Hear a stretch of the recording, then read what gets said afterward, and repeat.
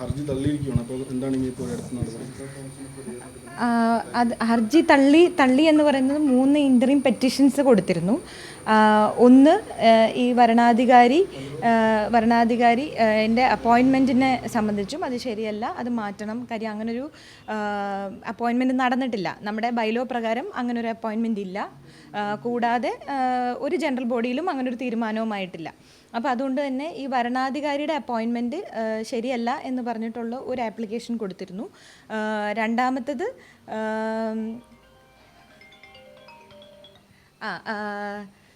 അയ്യോ പെട്ടെന്ന് മറന്നുപോയി. 3 ആപ്ലിക്കേഷനാണ് കൊടുത്തിരുന്നത്. അതുപോലെ തന്നെ കോടതി ഇടപെട്ട് ഈ എലക്ഷൻ നടത്തണം എന്നുള്ളതായിരുന്നു രണ്ടാമത്തത്. മൂന്നാമത്തത് എൻ്റെ ആപ്ലിക്കേഷനായിരുന്നു. ഈ ഭരണാധികാരിയുമായി ബന്ധപ്പെട്ട് ഉണ്ടായിരുന്ന എൻ്റെ ആപ്ലിക്കേഷൻ. ഈ 3 കാര്യമാണ് ഇപ്പോൾ തള്ളി എന്ന് പറയുന്നത്. ഇതിൽ എൻ്റെ നോമിനേഷൻ തള്ളിയതിന് ഇതുവരെ വന്നിട്ടില്ല. നോമിനേഷൻ തള്ളിയതിൻ്റെ കൊടുത്തേക്കുന്ന വേറെ സൂട്ടാണ്. അതിൻ്റെ റിസൾട്ട് ഇതുവരെയും വന്നിട്ടില്ല. അത് പെൻഡിങ്ങിലാണ്. ഈ ആദ്യം കൊടുത്ത വരണാധികാരിക്കെതിരെ കൊടുത്ത ഈ 3 ആപ്ലിക്കേഷനാണ് തള്ളിയതായിട്ട് ഇപ്പം അറിഞ്ഞിരിക്കുന്നത്.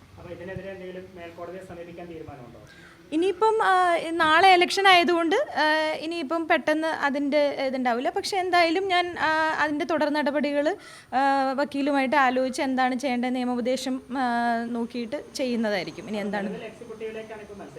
അതെ, ഇപ്പം പ്രൊഡ്യൂസേഴ്സ് അസോസിയേഷൻ്റെ ഇലക്ഷന് ഞാൻ എക്സിക്യൂട്ടീവ് കമ്മിറ്റിയിലേക്ക് മത്സരിക്കുന്നുണ്ട്.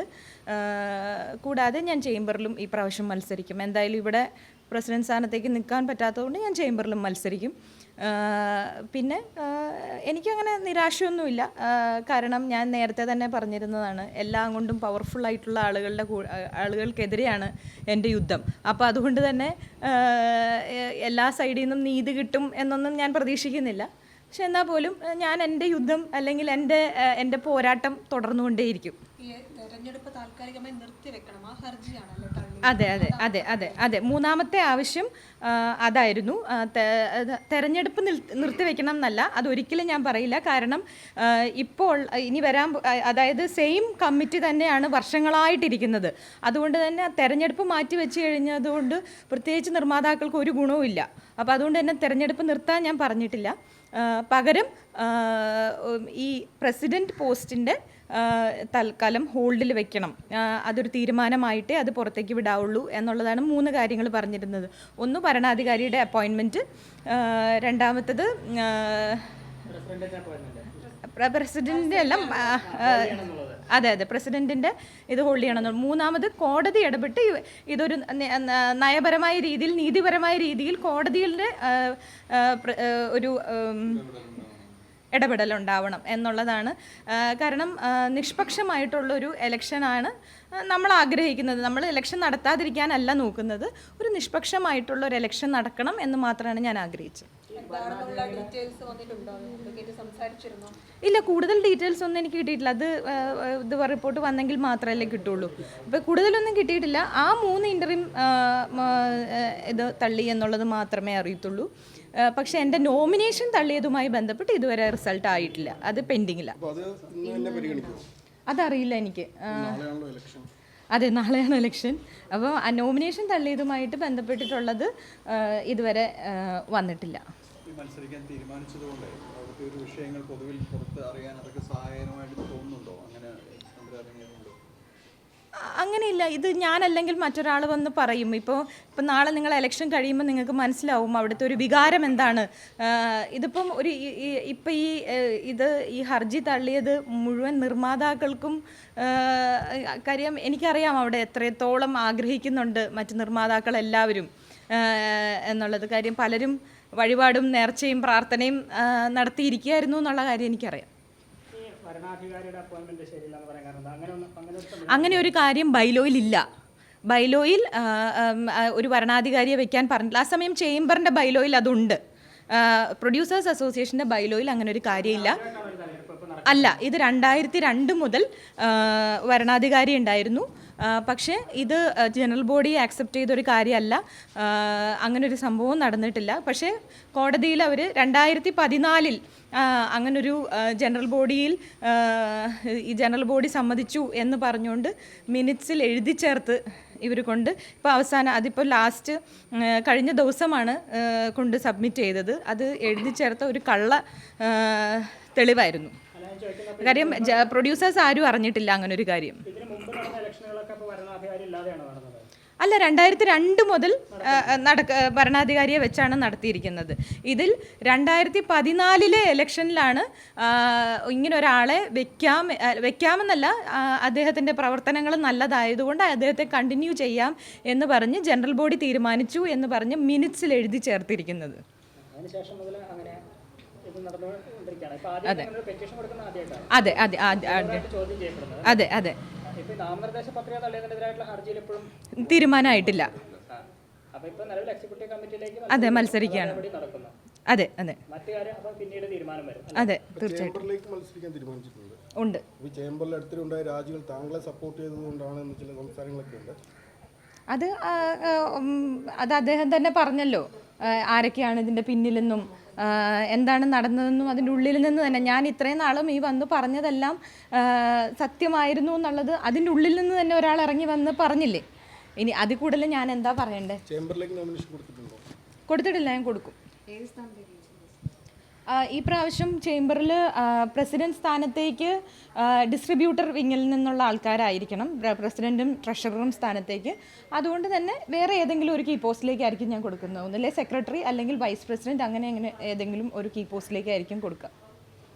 പറഞ്ഞത് പ്രകാരമാണെങ്കിൽ ഇനിയും കൂടുതൽ പൊട്ടിത്തെറികളും കാര്യങ്ങളും എല്ലാം തന്നെ സംഘടന പ്രതീക്ഷിക്കാവുന്നതാണോ? കൂടുതൽ വൈകാതെ ഉണ്ടാവുമല്ലോ. ആ പൊട്ടിത്തെറിയേക്കാൾ അപ്പുറം അതല്ല അവിടെ വേണ്ടത്. അവിടെ വേണ്ടതൊരു മാറ്റമാണ്. ആ മാറ്റം വന്നു കഴിഞ്ഞാൽ ഇങ്ങനെ വന്ന് ആരും വിഴുപ്പലക്കാനും നിൽക്കില്ല, ഇങ്ങനെ ഒരു പ്രശ്നങ്ങളും ഉണ്ടാവില്ല. ഈ മാറാതെ വർഷങ്ങളായിട്ട് 10-25 വർഷമായിട്ട് ഒരു അസോസിയേഷൻ ഒരു അസോസിയേഷൻ അല്ല. നിങ്ങൾ ശ്രദ്ധിച്ചാൽ അറിയാം, എപ്പോഴാണ് ശ്രീ സുരേഷ് കുമാർ എൻ്റെ നേരെ കൈ ചൂണ്ടി വന്നത് എന്ന് ശ്രദ്ധിച്ചാൽ അറിയാം. ചേംബറിലും നിങ്ങൾ തന്നെയല്ലേ ഇരിക്കുന്നത് എന്നുള്ള എൻ്റെ ചോദ്യത്തിൽ നിന്നാണ്. അത് എല്ലാ അസോസിയേഷൻസിലും ഒരേ ആളുകൾ തന്നെ വർഷങ്ങളായി ഇരിക്കുന്നതിൻ്റെ പ്രശ്നങ്ങളാണ് ഈ കാണുന്നതൊക്കെ. അപ്പോൾ ഒരു മാറ്റം അനിവാര്യമാണ്. അത് ഈ പ്രാവശ്യത്തെ ഇലക്ഷന് അത് പ്രതിഫലിക്കും എന്ന് തന്നെയാണ്. ഇപ്പം ഞാനില്ലെങ്കിൽ പോലും വേറെ മത്സരാർത്ഥികളുണ്ടല്ലോ.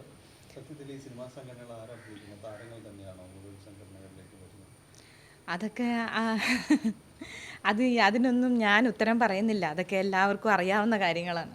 ഈ ഒറ്റ കാര്യം, ഇപ്പോൾ പ്രധാനപ്പെട്ട ഒരു ആവശ്യം ഈ നാമനിർദ്ദേശ പത്രിക തള്ളിയതിനെതിരെ അത് ഇതുവരെ തീരുമാനമാക്കുകൊണ്ട് ഇപ്പോഴുണ്ടായ ഒരു വലിയ തിരിച്ചടിയായിട്ട് കാണുന്നില്ല, അങ്ങനെയാണോ? ഇല്ല, ഞാനതിനെ ഒരു തിരിച്ചടിയായിട്ടൊന്നും കാണുന്നില്ല.